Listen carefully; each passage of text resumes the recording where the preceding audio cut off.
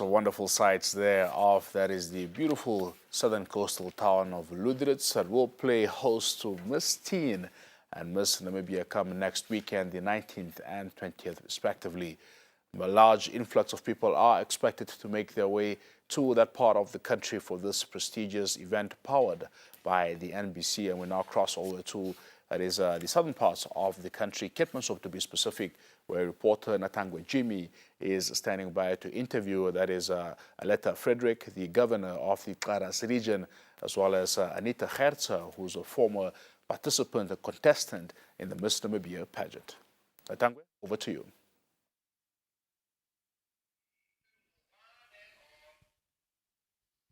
Well, thank you so much, Indisisi. As you rightfully said, we are, of course, broadcasting here live from the recently renovated Kenyan Hotel. It's a beautiful place here where I'm joined by Kharas Governor Aletha Fredericks, who will be speaking to us about some of the activities that are happening in the region with regard to green hydrogen. And of course, you know that all roads are leading to the Buch, where the Miss Namibia pageant will be taking place next week. Well, joining me again, like I said, is Kharas Governor Aletha Fredericks. Thank you so much, Governor, for joining us on NBC TV. Obviously, you know, the hype, everybody is talking about green hydrogen. Luderitz is surely becoming, you know, the place where, you know, the discussions of hydrogen will be happening. Just tell us, as Kharas Governor, you know, how important is this green hydrogen and what does it mean, you know, to the region as a whole?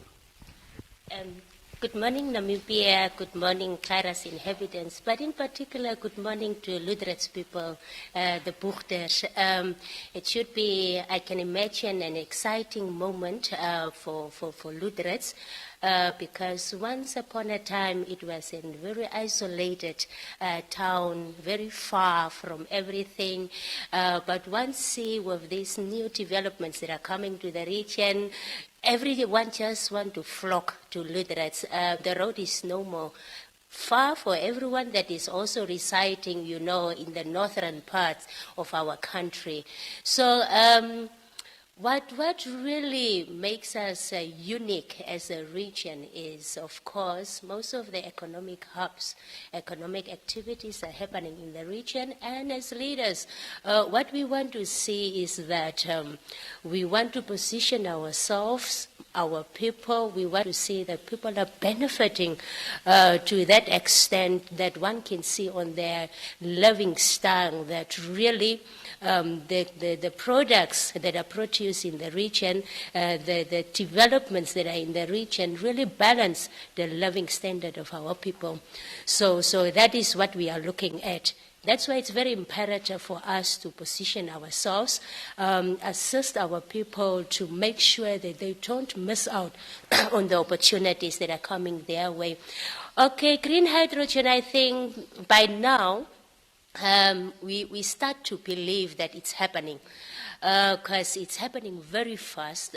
One can see the progress is really moving very fast. And but also we see that we start to understand that this thing is just not a dream, but it's actually going to happen to the extent that Hyphen has opened an office at the Luderitz waterfront, the second phase building, and some of the Namibians were appointed, and one see that really it's moving that fast. It's the only very important thing is for us to make sure that people benefit to the extent not only as employees but also, you know, because there will be services needed, there will be goods needed in terms of transport and logistics.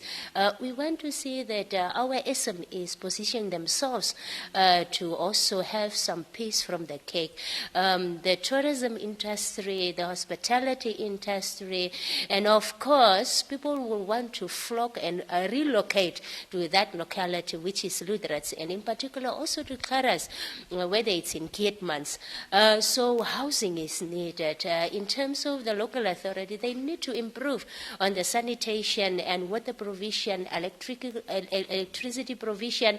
So, and also with that, it's not that only, you know, the parents will move there. If they have to move them, obviously they have to bring their children. So Ministry of Education has also to look into the issue of building, you know, more schools, building more facilities, so that, the basic services, we have the services on the ground, so that when people are coming, of course, those services are available. But also we know that Luderitz is a very small town, It's in the middle, actually, the sea, and then once you go this side, it's the Sperrgebied, the diamond area. So, but Luderitz also need an expansion for us to have all these developments around Luderitz. So it's a very exciting moment for us, and it's very important that we need to play our part. We need to make sure that we participate. And of course, it's the responsibility of the leaders to make sure that we find ways and strategize so that our people benefit to the fullest of the developments that are coming. And obviously, Governor, also you as the head of this region have been advocating and ensuring that more young people are gearing themselves and positioning themselves, to take advantage of this green hydrogen hype that we are talking about. You've also been speaking to institutions such as UNAM, you've been speaking to institutions such as NIMT, you've been encouraging young people, to take these subjects, whether it's mathematics, sciences, and so on. And how has that gone? And just briefly speak to us about your efforts to ensure that, young people throughout this country are taking advantage and are making sure that they get the right subjects for them to take advantage of this green hydrogen hype that we so much speaking about. Yeah, you remember, as a country, we have, the documents. One of them is the Vision 2030. And of course, our late president, may his soul rest in eternal peace, come up about Harambee prosperity plans. And this Southern Corridor development is in that document that we call Harambee prosperity plan. So gone are the days when, in the past, we focus more on, once you complete school, you should be a nurse, you should become a teacher.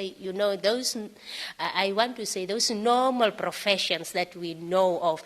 As time going, we are actually moving towards industrializing, our economy as a country.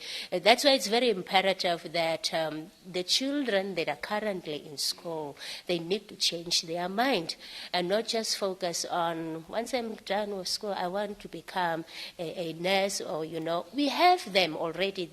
We have them. So they must look into the direction of, I want to become an engineer, I want to become a mechanic engineer. Those, because those are the positions, or let me say, that is needed in these industries that are coming our way. So, it was actually the driving force behind for me to get the tertiary institutions on board was, all of us know, scholarships were given. In the first round, we did not benefit because we could not find, those that really has the requirements. And then the late president said, because he was always on the move to say that no one should feel left out, because if somebody feels excluded, that creates chaos, that creates conflict. But where inclusivity is, there is harmony. And of course, that development will take place. So then the president held the process, and he asked those that are working with the process, it must be redone. And it was redone, but also, unfortunately, we could not manage really to have our young people into the process for them to benefit from the scholarship.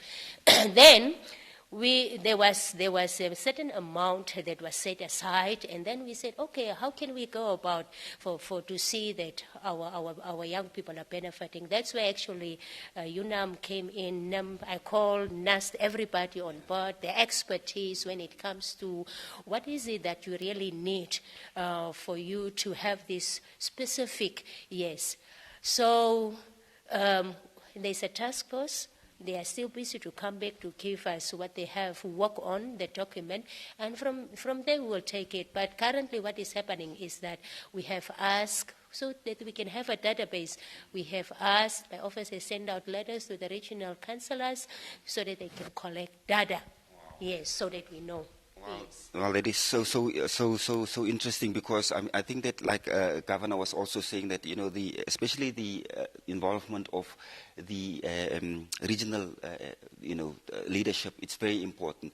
I know that when we speak about green hydrogen, we will not stop. It's not just a new thing anymore. It's not an old thing anymore. It's a new thing now. Everybody's excited about this. But obviously, as you know, also the Namibian Broadcasting Corporation has taken over Miss Namibia. And since its inception, Namibian Broadcasting Corporation has been going throughout the country to promote, the diverseness of this country through Miss Namibia. You know that all roads are leading to Luderitz this time around. Miss Namibia will be hosted next week. Miss Namibia and Miss Teen in Luderitz. You are obviously the governor of this great Kharas region. How do you feel that this very important event for the first time is coming to this great region? I must be honest, I'm excited. I'm also happy that I think we start to realize on the issue that the late president was advocating inclusivity. Nobody should feel left out.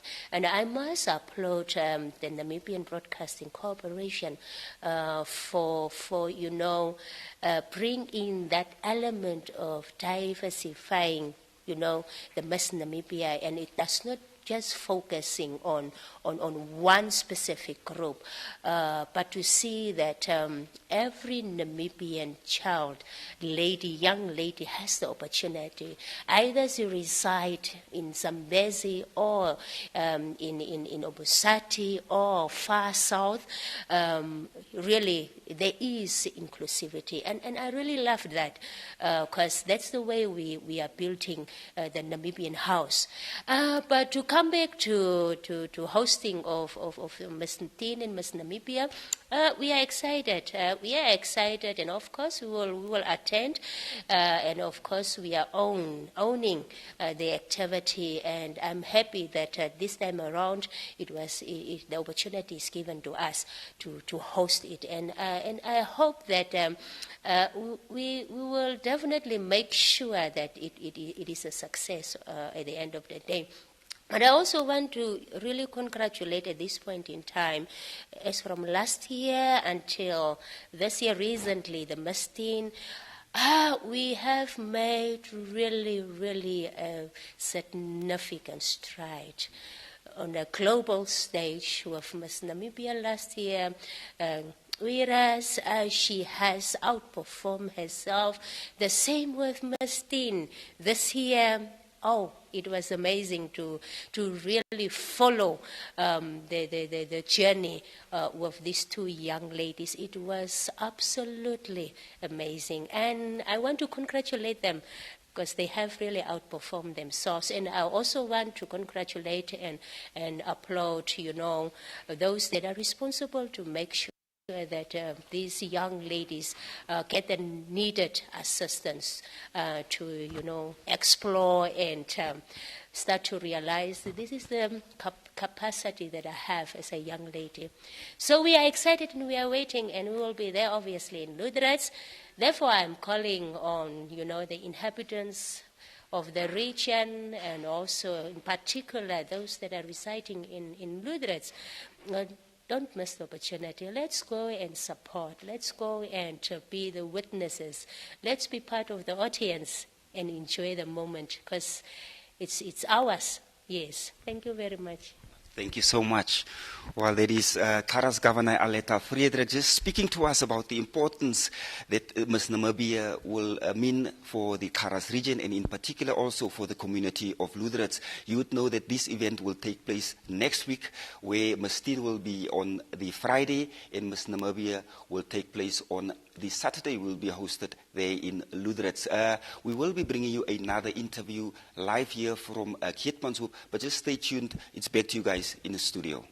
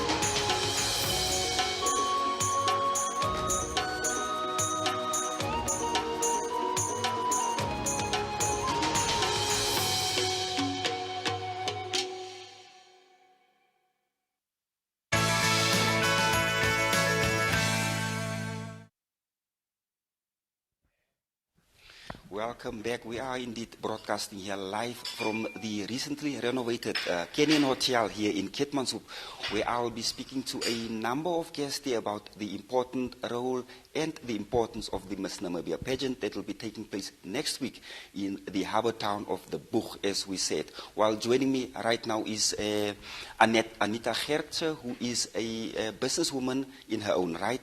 She was also a runner-up. I think she came number 5 in 2011 in the Miss Namibia pageant. She'll just be speaking to us about the importance of the Miss Namibia pageant and then also what it means, especially for businesses here in the Kharas region. Thank you so much, Anita, for joining us on NBC TV. Obviously, 2011, you've been there on that stages. Speak to us briefly about, what that platform meant for you. Good morning, viewers. Thank you for having me, Natangwe. I think when I took part, it was actually quite weird because one of the guys at our college who was collecting some food items from the dustbin actually told me to enter. So I took it up and I entered, and this platform really boosted my confidence and my speaking abilities because just right after the pageant, I was offered a job at one of the biggest sponsors we had at that time, which was Namibia. So I think this platform really grooms one. It gives you opportunities, whether it's work-related, whether it's in studies. If I look at the likes of Miss Namibia, which was Miss Michelle McLean, if you look at the Odile Gertzes, this platform has really created opportunities for them, and one can just tap into it. So I'm grateful for that.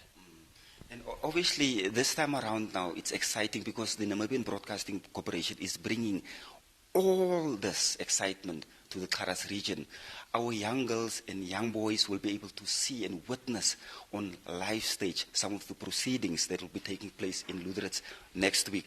Just tell us, as a businesswoman in your own right also, what is the significance and what does this mean also for businesses, especially in Keetmanshoop and also generally in Luderitz also? Okay. I think this opportunity really will open doors for businesses because our revenue streams will increase in terms of hospitality. Right now we're sitting in the Kenyan Hotel, which I own, and I think we will definitely feel the spin-off, although the pageant will be in Luderitz. And if we look at Luderitz, the hotels there, the guest houses, the filling stations also.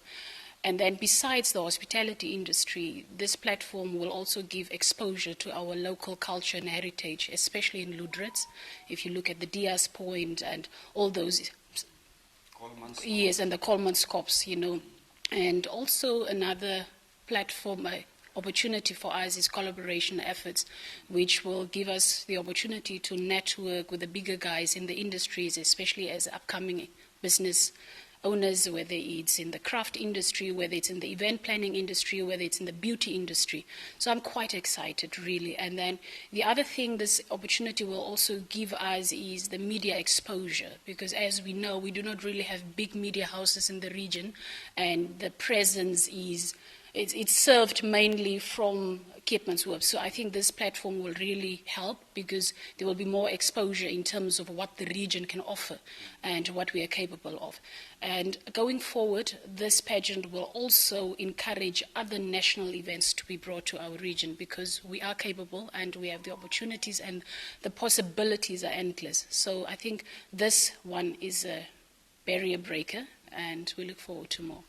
Obviously, this is brought by the Namibian Broadcasting Corporation. Just share with us the value and the importance role that broadcasters, especially like the NBC, is playing to bring about this that we are speaking about right now. Yes, we really need to applaud the NBC for this because ever since they got involved, we see more being done and, the most remote areas being covered. And I think that is a big win. And we are excited because we know there's still more to be done, and we know the NBC is capable. And the girl from the village gets an opportunity because it's broadcast live on NBC, which is actually viewable from almost any place. So NBC is doing a good job. Keep it up, and let's reach the masses. Thank you so much.